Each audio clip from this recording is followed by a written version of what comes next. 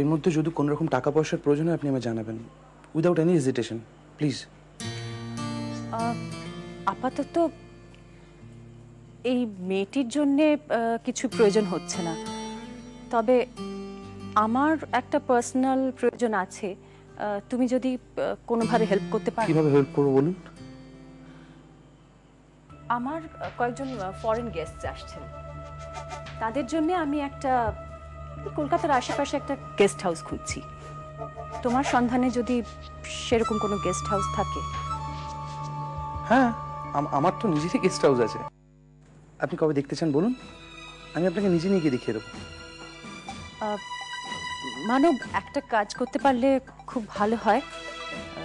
তুমি যদি আমাকে গেস্ট হাউসের অ্যাড্রেসটা আর চাবিটা একটু পাঠিয়ে দাও, তাহলে আমি নিজেই গিয়ে দেখে আসতে পারি আর কি। মানে আমার কখন সময় হবে না হবে সেটা বলাটা। It's okay, it's okay ma'am, not a problem. আপনি বলুন, আমি তাহলে লোক দিয়ে অথবা নিজে এসেই আপনাকে অ্যাড্রেসটা চাবিটা দিয়ে যাবো। Thank you so much. Most welcome. Doctor, ছোট্ট কথা ছিল, আপনাকে প্রথমে যে কথাগুলো বললাম না, সেগুলো আমি মানুষের সামনে বলতে চাইনি, তাই আপনাকে একা এসে বললাম। আশা করি। It's okay, I understand. Thank you, thank you doctor. দিনের পর দিন কত কিছু দায়িত্ব নিতে শিখলো, সেই দেবীর বিয়েতে থাকতে পারবো না, এটা তো একটু দুঃখ হচ্ছে। ছাড় না ওসব কথা, আমরা যখন দেবীর বিয়েতে থাকতেই পারছি না তখন আর ওসব কথা বলে লাভ কি? তা মাসিমা, বলছি পাত্র কোথাকার? আপনাদের পাল্টি ঘর তো? হ্যাঁ, ওই আমাদের পরিচিত সাধু বাবা, উনি তো ঠিক করে দিয়েছেন আমাদের পাল্টি ঘর।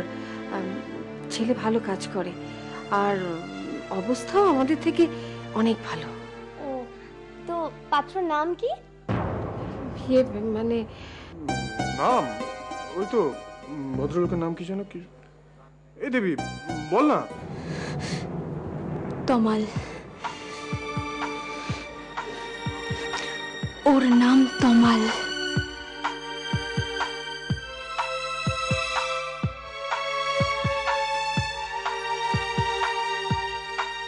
তমাল? বাহ, ভারী সুন্দর নাম।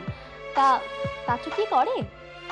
ওই সাপ্লাইয়ের বিজনেস, সারা বছর বিদেশে থাকে, মাসে 2-1বার আসে, 3-4 দিন থাকে আবার চলে যায়। ও মা, সে আবার কি? তাহলে সংসারই বা করবে কখন, আর বউকেই বা ভালোবাসবে কখন? তোমরা এটা ভেবো না, এটা ভেবে তোমরা কষ্ট পেও না। তোমরা যদি কষ্ট পাও তাহলে আমার দেবী তো কোনোদিন সুখী হতে পারবে না। এ কি মাসিমা, আপনি কাঁদছেন কেন? আপনার কোনো চিন্তা নেই, আমরা সবাই আসবো, এসে জলসেবা থেকে শুরু করে সব করে দেব। হ্যাঁ হ্যাঁ দেবী, চলো আজ বরং তোমাকে ফেসিয়াল করে দিই। এসো। হ্যাঁ চলো চলো চল, এসো। আরে বিয়ের আগে বাবা, আমার বিয়ের সময় যে অবস্থা হয়েছিল, সারাদিন ভুল চলে গেল। ঠিক বলেছি, ওর চেহারাটা দেখ তুই শুধু।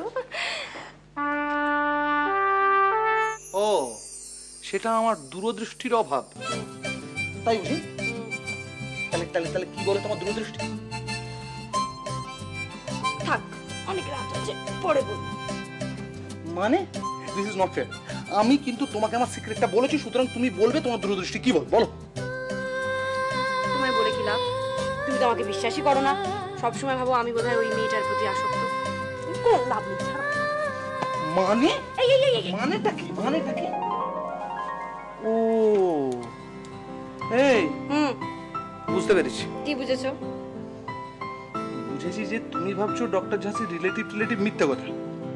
ডাক্তার ঝাঁসি মেয়েটাকে রাখবার জন্য গেস্ট হাউসে চাইছেন, তাই তো?